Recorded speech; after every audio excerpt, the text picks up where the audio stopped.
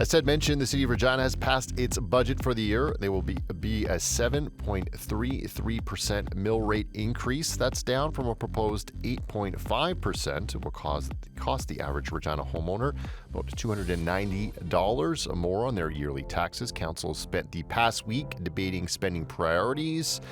And one of them was an effort to lower the mill rate by saving $1.5 million with staffing cuts. It would have terminated 34 positions. The next day, though, Council amended that decision to cut the money, but not the staff.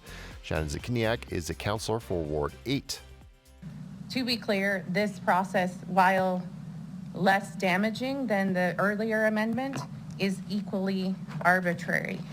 And I do want to touch on the decision that was made last night. I think it's really important for us to realize that the decisions that we make around this circle have far-reaching consequences. And yes, we've just reversed that decision, but we caused sleepless nights for many staff last night. We put folks in a tailspin, and it's good that we're addressing it now, but I think we need to be very careful in our decision-making because it has major impacts. That was Shannon Zakiniak, the councillor for Ward 8. Paul Duchene has been watching City Council's budget debates, and he reports for the Prairie Dog magazine and hosts a podcast about civic matters. He joins us now. Good morning, Paul. Hey, how are you doing? Thanks for having me on. Very well, thanks, Paul. And I should ask you how you're doing after sitting through those council debates in the last few hours. But when it comes to what you just heard from Councillor Zakiniak, what did you make of that reversal and just how that all played out? Gosh, it was. So there were. I think we have to accept that we have a brand new council. So like 9 out of 11 people sitting around the semicircle are brand new. So this was like their starter budget, and so there were going to be mistakes, but this was a massive one. So they came forward in like the last 40 minutes of day 3. They passed this motion to cut, effectively 34 staff. We didn't find that at like how many people it would be until the next morning, but it was $1.5 million of, staffing budget was just going to disappear in a swish of a pen. And this actually started from an earlier motion from earlier in the day from Councillor Bezo in Ward 10. He wanted to cut staff by $3 million, so like a full mill rate point. So that would have been, more than 34 people. That would have Maybe been closer double, to right? 70. Yeah. So it was very disturbing to see this happen. It felt a lot like Doge coming to City Council. And so I think Council very wisely backed out of that in the first moments of day 4. But the motion that they came forward with to replace it, like this is a retread of a motion that we had like 2-3 years ago that had been brought by a former city councillor to cut $1 million out of the budget. $3 million out of the budget, 1%. And it was an unfunded cut, just like this one is. And so basically this cut was just like, we're going to slash a bunch of money from the budget and hand it back to the city manager and say, you figure it out. And so our city manager is really new too, right? Like Nikki Anderson. And so twice now in her 3 years in Regina, she's had city council just like drop the budget back in her lap and say, fix it. We can't do this. And so that's got to be pretty demoralizing and frustrating. And we also have a brand new CFO, our chief financial officer. He's only been in the job since January. And when Councillor Bezo was trying to bring his original motion to cut $3 million from staffing, Councillor Bezo's tone about the way that the city had approached the budget, that they weren't willing to cut their ask, was a little condescending. It was a little dismissive of administration's efforts. And the CFO snapped. I've never seen this before, where he got very, very defensive, saying, how dare you? Well, he didn't say how dare you, but he was like, he found it very frustrating to have it insinuated that they hadn't done their best to keep the mill rate as low as they can. So tensions ran high at multiple points through this. This council everybody was looking forward to it because, it's going to be so much more civil than the last council. But the cracks started to show today. And it's funny because that's how it happened with the last council too. Everything had been going along swimmingly until their first budget. And then, people's true faces started to show through when money was on the table.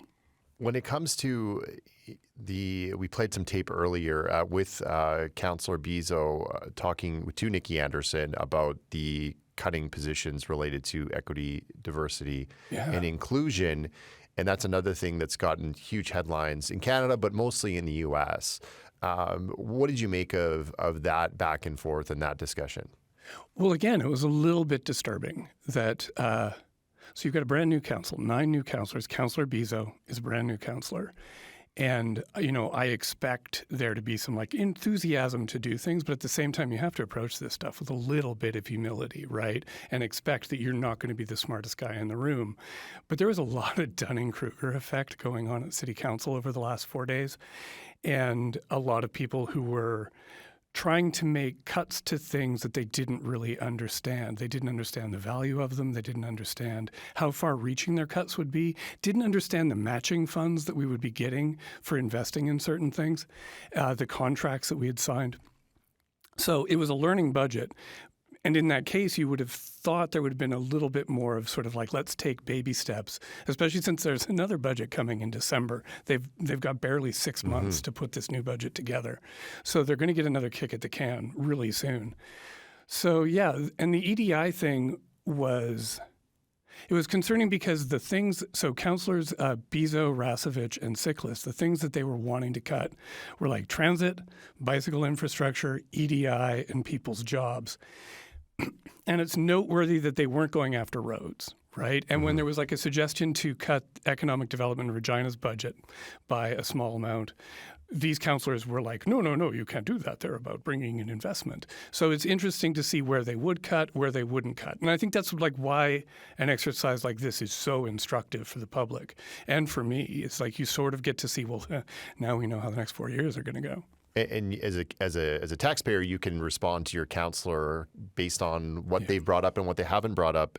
You mentioned EDR, which didn't see a cut, but we did see a cut through Real and also the police to what the ask was. What can you tell us about that?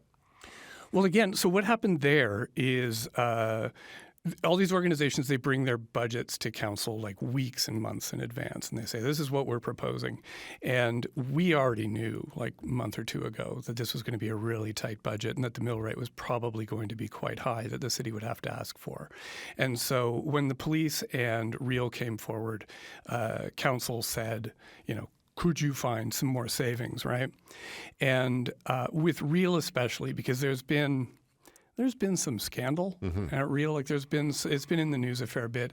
And so councillors on the doorstep were hearing, I don't think we should be putting so much money into Real.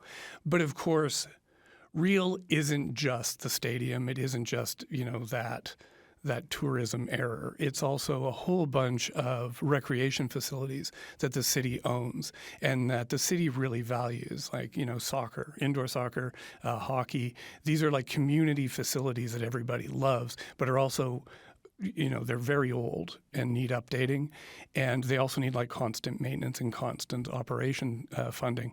So yeah, it's really nice to say, well, let's just hack and slash at Real, but we're going to, as regular citizens, we're going to start to feel that really quickly. When it comes to the library, that's been another issue that's come up time and time again. The library is making an ask this week. What's the latest on that situation? So the library got everything they wanted, which I thought was surprising. Now, again, the library is another one of those organizations that historically has always, sort of crept to city council and asked for very, very little, right? So I don't think they were asking for a ton. One of the things that was happening this year is that sort of a lot of things were intersecting at one time. So bad economy, high inflation, and the library has their central branch project coming up. And so they need an investment now so that they can get that off the ground. And this is a project that's been circling for 12 years. And they're finally moving to the next stage where they're going to have designs and plans and stuff. So they need a dedicated mill rate, which is a little bit of money that'll come out of every budget for the next 5 years, I think, to support the central branch development. And then they also need an increase for their operations. And council said, this is something that we need for the downtown to revitalize it. Plus, it serves tens of thousands of people every year. It's a really, really well-used facility, better than most of our other facilities. So, those people need to have their facilities preserved. So council felt it was a worthwhile investment. When it comes to what people should expect, and the question is always like, how much am I going to pay? And I know that varies from area to area where you live in the city. Is this overall mill rate increase? Is this something that you were expecting? I know it went down from what the city had proposed and the city admin had proposed. Is this in the ballpark of what you were expecting people to have to pay this year? No, I think because it's a record. Right? Like just my notes start in 2004 and there's never been a mill rate increase even close to this. There was one, I can't remember, I think it was like 2000, it was the early 2010s, and it was like they proposed a 7% mill rate increase, but they slashed that down to 5.88 during the debates. So what does that tell you about where we're at? Well, a lot of this mill rate increase is actually from the police and from Real. So the police are always asking for between 1 and 2.5% of that mill rate increase. Because like a mill rate increase, the city isn't asking for 8.5, right? Like the city is only asking for like under 1.7 or 1.73, something like that. And but you add on to that the police ask, which is over 2 and has been pulled down to 1.9, and then you add on Real. And Real is going through this period of restructuring, and it's got all this deferred maintenance that it has to catch up on. So, yeah, we knew that we'd been pushing things off for a really long time, and that we weren't going to be able to get away with that forever. So. Paul, I know you're going to be, busy over the next number of weeks and months covering this new council, and it was I think, spirited and interesting few days. So we appreciate you coming in this morning and breaking it all down for us. Anytime. This is always great.